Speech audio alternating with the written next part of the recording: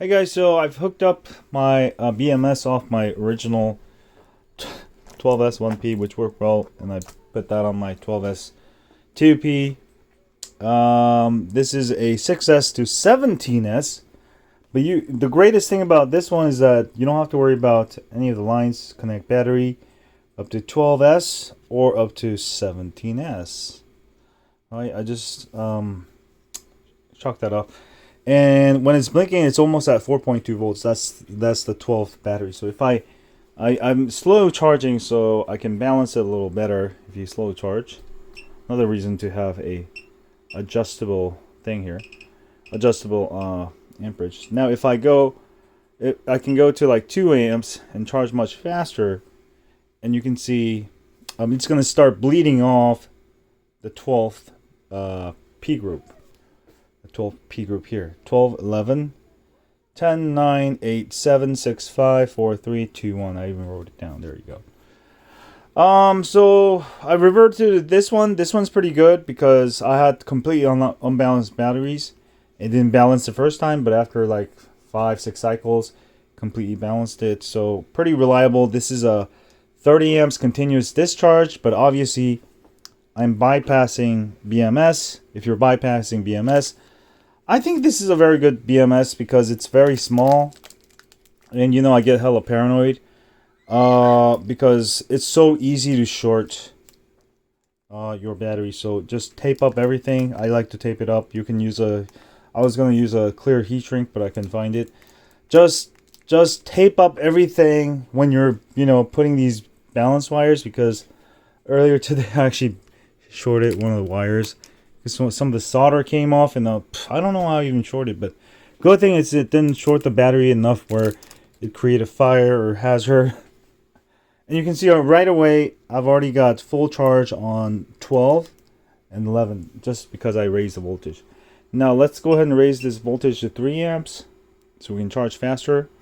And since most of these batteries are now balanced, so they should actually turn full in about 20 minutes.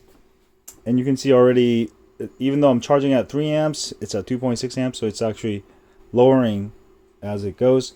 And the BMS is basically dissipating heat through the 11 and the 12P group, these two here. All right, now after you connect everything, then you can open it up. Just be careful, because I was like, okay, I'm an expert, I'm gonna just leave it all open. And then I was also trying to solder this, and somehow some of the solder came off.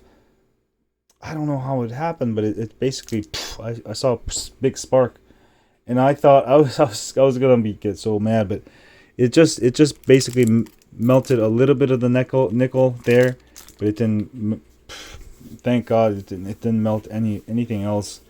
So the battery pack's fine. Just beware. That's why Teflon tape, not Teflon tape.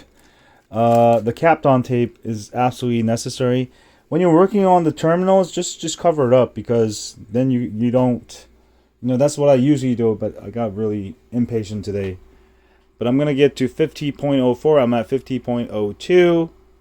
My battery should balance. Now I'm gonna actually probably lower the amps just because it's gonna balance better.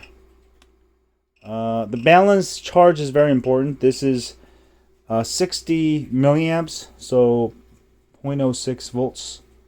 No, 0.06 amps. Sorry, I had a few drinks, but so basically, with these batteries, you'll want at least 30 millivolts, 60 millivolts. No, 6. Goddamn. Alright, don't listen to what I'm saying, but basically, you want to use a BMS that's good enough to balance your batteries. I thought this was gonna work, but it didn't work.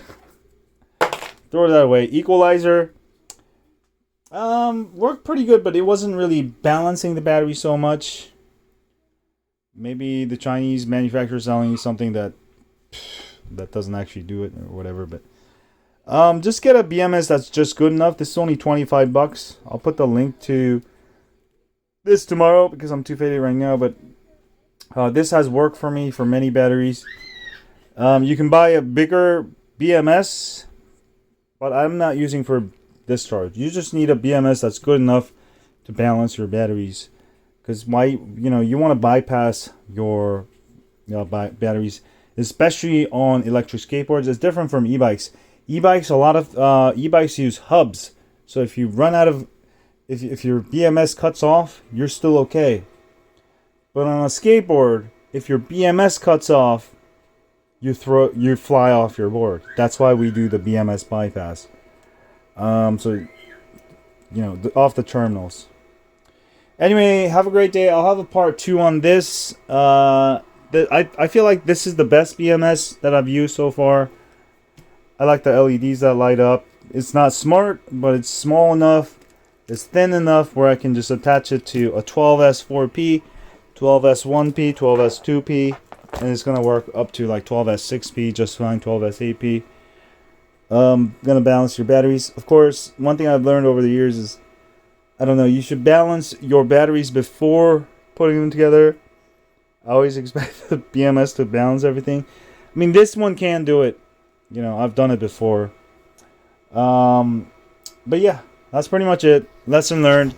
Use a BMS that's powerful enough to balance your batteries. The equalizers, I'm going to still test it out, but I don't actually recommend it yet because they're just not that accurate. But this one should basically bring all of the P groups to 4.18 volts. And it should follow the specification. I'm at 49.78 volts. So still slowly going to charge everything, and I'll let you know the results.